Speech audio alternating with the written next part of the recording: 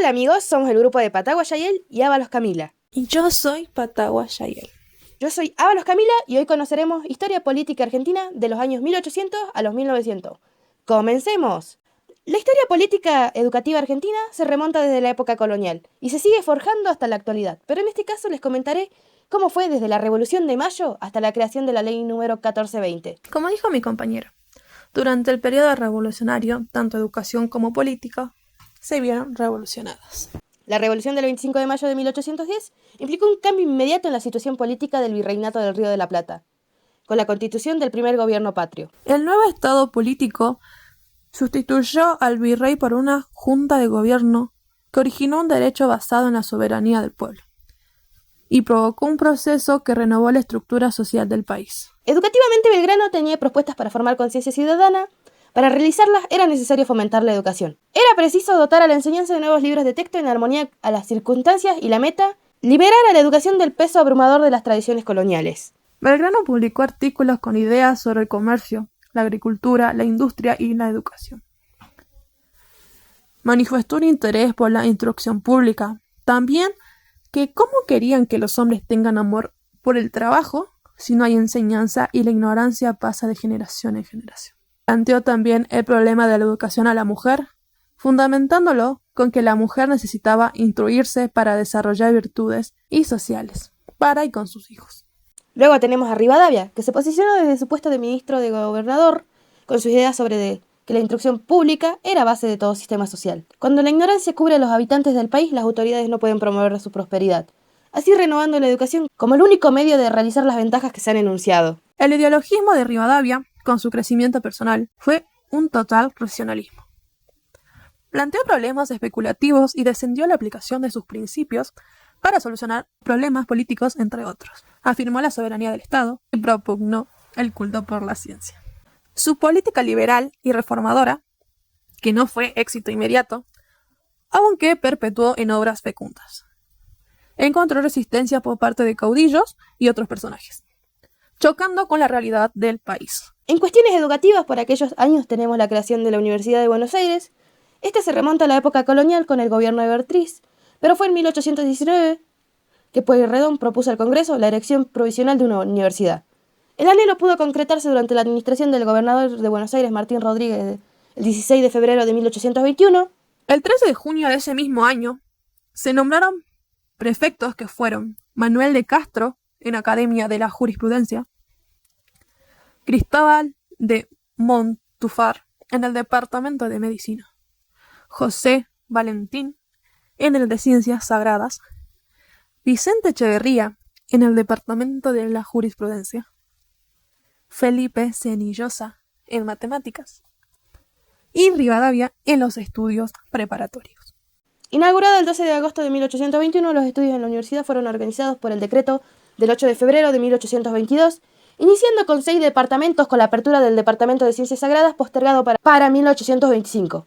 Luego tenemos la educación durante la época de Rosas, quien tuvo una acción antirrivadaviana ascendiendo al poder en 1829, con promesas de un imperio de ley y la iniciación de una época de paz y tranquilidad.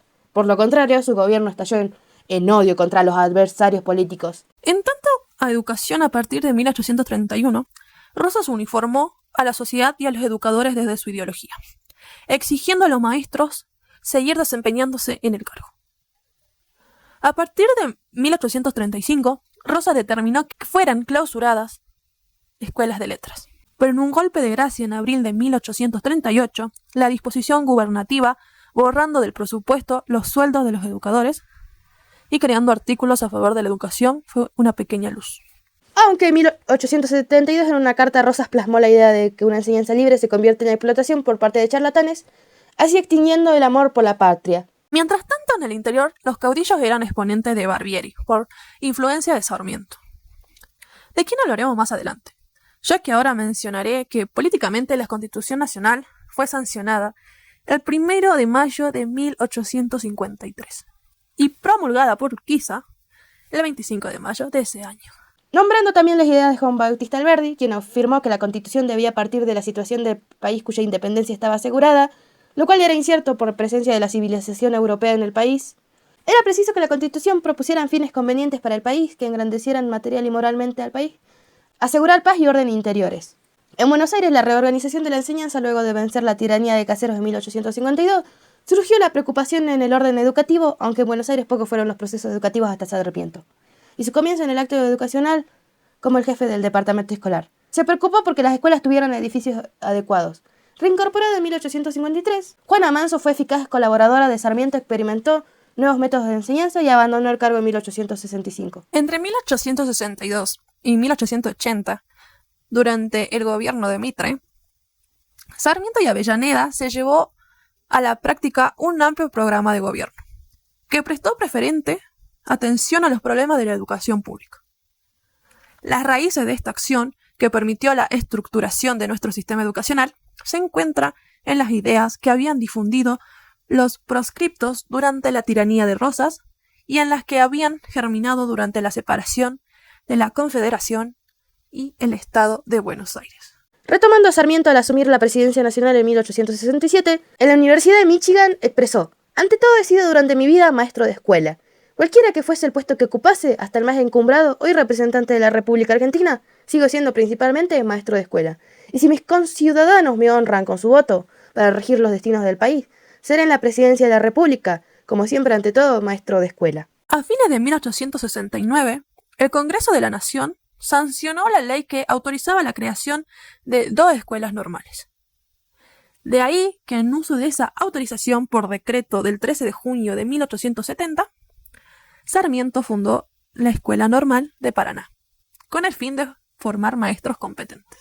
Yendo a Avellaneda y Estrada, Avellaneda, un gran colaborador de Sarmiento, tuvo ideas definidas en educación que se exteriorizaron en sus iniciativas de gobernante, compenetrando con la idea de que para afianzar la democracia era necesario difundir cultura popular. Vio en la educación medio capaz de transformar al hombre y al país. El trabajo debe ser inteligente para rendir frutos, dijo. El presidente de la Nación quiso plasmar todo lo planeado sin desconocer los obstáculos para esto. También la acción por la escuela fue la biblioteca para impulsar lectura y así la ley universitaria de 1885, que dio normas legales que organizan el funcionamiento de estas en Buenos Aires y Córdoba. Por otro lado, Estrada en historia educacional ocupa lugares destacados, sobresaliendo con firmeza ética, claridad en ideas y fervor al comunicarlas. Dejó en escrito páginas que constituyen fuentes fundamentales de referencias pedagógicas. Demócrata y sincero, sostuvo siempre la democracia, de que ésta misma es capaz de desarrollar virtudes que hacen libre al humano.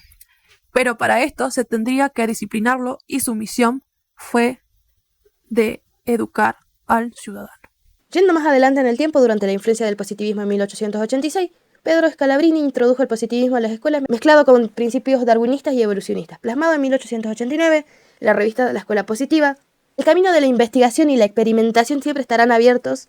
La escuela será un gabinete de ensayos y el niño, el hombre y la sociedad serán estudiados en sí mismos con el fin de conocer su presente y el poder de transformar el porvenir. El Congreso Pedagógico, cuyas sesiones empezaron el 10 de abril de 1882, deliberó cuestiones técnicas y pedagógicas que propulsaron la educación popular, teniendo después la conclusión a cada problema. Todas tenidas en cuenta durante la sanción de la Ley de Educación Común. La Ley 1420, sancionada el 8 de julio de 1884, constituye una completa y orgánica legislación de la escuela primaria cuyos destinos han regido indiscutible eficacia durante más de 85 años. Podemos mencionar acciones políticas entre los 1880 al 1900, con gobiernos conservadores, extraordinario progreso material, concepciones absolutistas del poder ejecutivo, crisis económicas y financieras en 1890 afectando a la educación, intensificando utilitaria y práctica de enseñanza en el segundo gobierno de Roca, lleno de proyectos hasta el fin de su mandato, donde también se acaba nuestro recorrido por esta historia. Y nos llevamos conocimiento valioso sobre historia política y educativa, vemos cómo van de la mano, cómo el gobierno puede afectar y cómo también puede agrandarla con sus decisiones. Agradecemos su atención y finalizamos con esta presentación. Si este video te gustó, deja tu like, comentario y sigamos aprendiendo de nuestra historia.